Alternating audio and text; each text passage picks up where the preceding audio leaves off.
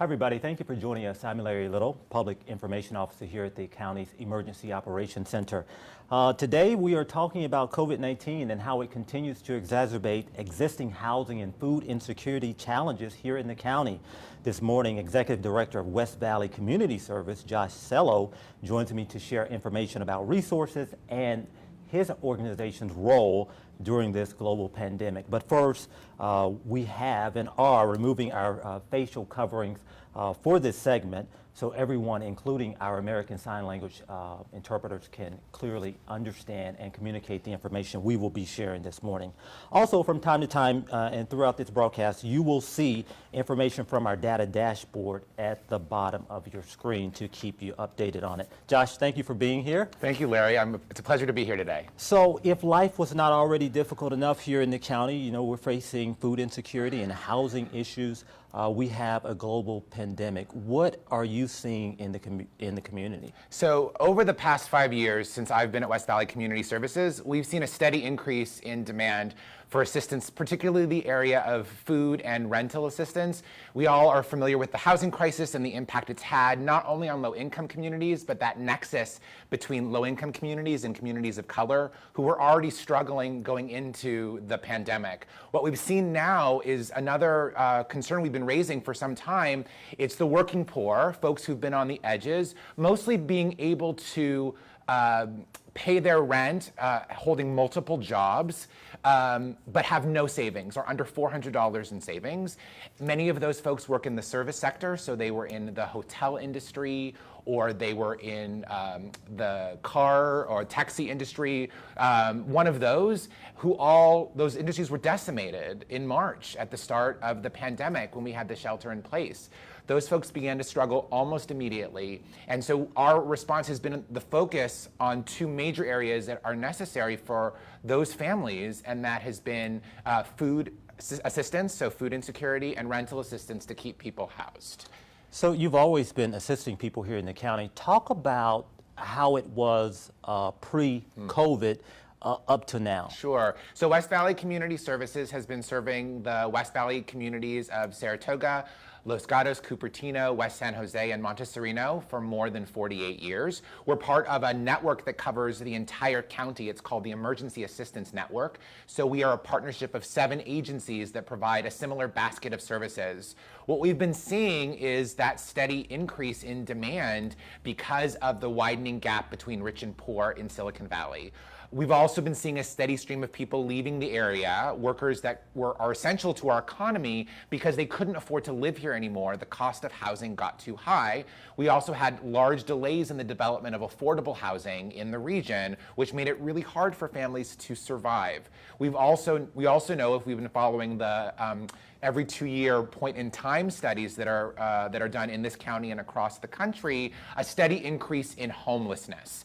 We see it now very clearly in Cupertino, where our office is based, with encampments that just a few years ago didn't exist. It was more hidden in Cupertino. So we're seeing a steady increase in people who need help, more families really pushed to the edge, unable to afford their monthly bills. So just to give you an example, a data point, so the self-sufficiency income for a family of 4 in Santa Clara County, what they need to cover their basic needs is $96,000 a year, which is well above what a family would earn with even living wage jobs. So families who work in the service sector, in the hotel industry, they can't afford to live here. And what we're starting to see is our community becoming less and less economically diverse. And what we need is economic diversity in order for our community to function at full capacity for all the things we all love and care about doing, and the culture that we value here in the Silicon Valley. We need economically diverse communities, but we're making it hard for families who don't earn, triple-digit incomes to survive here. Let's talk about some of the services that you all offer at your organization, starting with the mobile food pantry. Yes, so we brought our mobile food pantry online in 2016 through a partnership with Second Harvest of Silicon Valley, who donated to us our first RV. It's a 38-foot Fleetwood Bounder. We had this vision of taking our services to folks where they are. One of the things we don't often think about is people who fall into what we would normally think of as low low income or less resourced, they have jobs often that have less flexibility. They can't just take off time to come to a food pantry that may not be close to them. There also could be transportation issues. People might not have cars or access to the bus.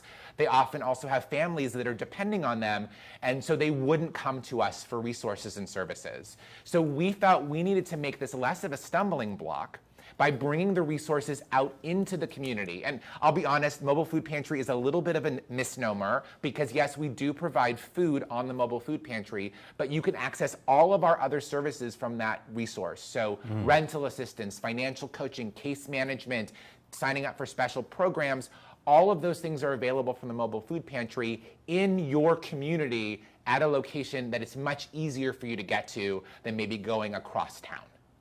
So let's talk about case management, because when some people offer assistance, for example, local charitable feeding organizations, they go out, they feed the food insecure, and that's the end of the relationship.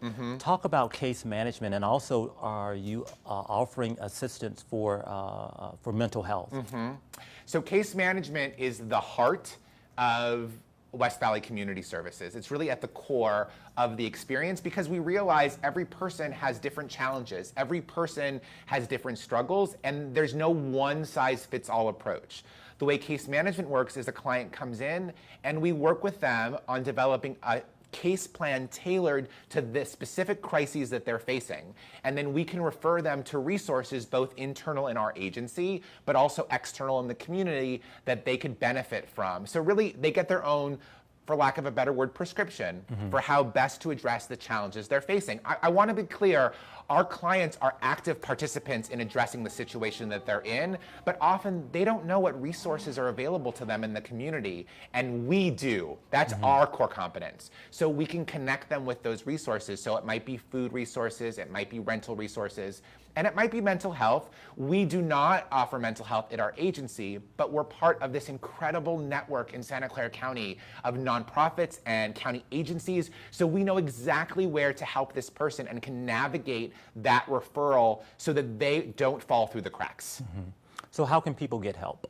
So if you're living in the West Valley and need assistance with food or rent, the best way is to visit us either online at wvcommunityservices.org, and you'll find all the information, or you can give us a call at 408-255-8033. Now, if you're not living in the West Valley, we can also be of assistance to you. So we know each agency in all the different zip codes in the county and who they help. So give us a call and we can connect you with your home agency and they'll be able to provide you with assistance.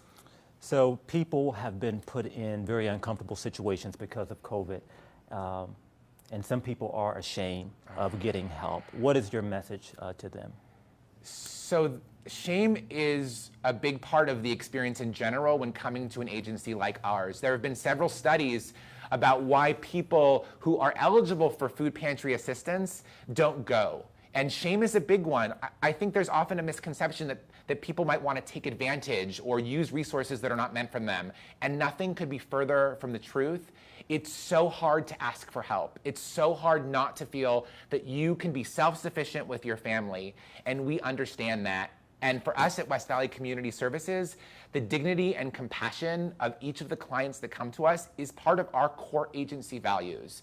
In normal times, our food pantry is set up in a way that the clients actually shop for the foods themselves. We don't provide them with the resources. They choose what they're going to feed their families as if they were going to a supermarket where they were paying for the resources. And we feel like that's an important part of maintaining the dignity of every person who comes to us. We're living in unprecedented times. And I would say if you are struggling, if you need help, while it's hard to ask for help, that is why we're here. We are here to provide you dignified support in the most challenging of times. And hopefully you can find your way to an agency like ours or one of our partners so that you don't have to face the risk of hunger or homelessness alone. I'll tell you, Larry, we're really concerned about the potential end of the eviction moratoriums and the anticipated large-scale eviction of folks who are struggling in Silicon Valley. I think the Law Foundation indicated that 46,000 people are at risk of homelessness.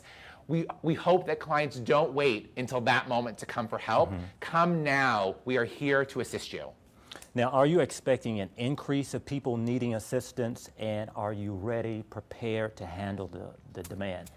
So we have already experienced triple-digit increases in requests for rental assistance and food, as has all of the agencies in our network and all of our partners. So everyone has been stretched to capacity at a time when they have fewer employees in the office and fewer volunteers, because many of us, our agencies, our volunteers are over the age of 60, so they have not been coming because we need to keep them safe. We're doing the best we can. Do I anticipate that we will struggle with resources? Well, at a time when the county is likely to run into budget gaps, yes, a lot of us are heavily county funded. We also know that at some point donors are going to be looking at other things like the upcoming election, and they're going to want to shift their resources in that way. But I wouldn't want the message to be don't come because of concerns about capacity. We're doing our very best to reach out to the community and express the needs that we have. And I also want to share, we live in an incredibly compassionate region and community. I have seen an outpouring of support and love and assistance from our neighbors and our friends, people who've never supported us before, who want to help. And it gives me a lot of hope for the months ahead. I think should the eviction moratorium go away, we're going to see a huge spike in interest. And also, as long as people can't get back to work, which is what people want to get back to work, we will continue to see these spikes in need for help. So I want to go back to something you said earlier, because we know the need of our community members living in South County, in Gilroy and Morgan Hill, but there is a misconception about the areas that you serve. Could you just talk about that? Yeah, so pre-COVID, when I first started at West Valley Community Services, one of the things that I would do when I'd go out and to present to the community is I would show the data from the Business Journal about the most affluent zip codes in Silicon Valley, of which some of the most affluent zip codes fall in our service area. So Los Gatos, Cupertino, Saratoga. But the message I think that is important for us to know, and I think we know now more than we did 5 years ago, is that poverty doesn't know a zip code. Poverty exists everywhere. Does it look the same in every community? No. There's less affordable housing in the West Valley. We see more car dwellers. And now we see more outdoor dwellers. We see there's an encampment on Wolf Road by the old Valco site. And we're seeing it more visibly. When I first started, I had to convince people that there was a problem, that there was a challenge, that this existed at all. But all the stories that have been in the paper over the last 5 years about the housing crisis have really lifted the scales from people's eyes and raised greater awareness about the need in this community. And now even more so that we're seeing the physical impacts, the real physical impacts. It does concern me, though, about a compassion gap that I think might exist for some folks. We've heard really troubling stories about folks at the encampment at Wolf being harassed, things thrown at their tents, people shouting at them, flashing lights at them. You know, this is an awful time. But if we lose our compassion for each other, we have nothing. And I really want to recommend to all the viewers and to our whole region, please draw on the depths of your compassion. We need to take care of each other now more than ever.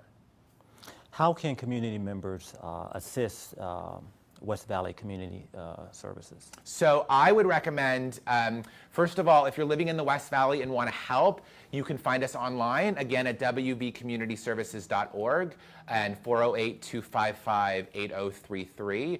We do have need for volunteers, although not the volume we used to need because of physical distancing. And of course, donations are always helpful, but we can also connect you if you do not know the EAN agency, the Emergency Assistance Agency in your community, and you want to help them. I'd highly encourage that, and we're happy to connect you to your home agency. I think there's something magical and special about a community that rises around their home community service agency. So feel free to be in touch with us, and we'll point you in the right direction. Any closing thoughts? No, I think that, as I said, at this time, the most important thing is to reach out, find out how you can help, how you can be of service. Know that there are people that are struggling, and if you're one of those people struggling, find us, find one of our sister agencies. We're here to help you and see you through this crisis. Josh, thank you for being here. Great information. We'll have you back. because I'm sure COVID's going to be around for a while. So thanks so much for being here and sharing all of the important information today. Thanks, Larry. All right, Facebook Live in Spanish comes up at 11 o'clock today, and our Facebook Live in Vietnamese is at 10 a.m. Every Thursday. Be sure to check those out. As we come to a close, I want to share this sign with you. Where is it? No? Technology. We'll have it up in just a moment here. So, all right, there it is.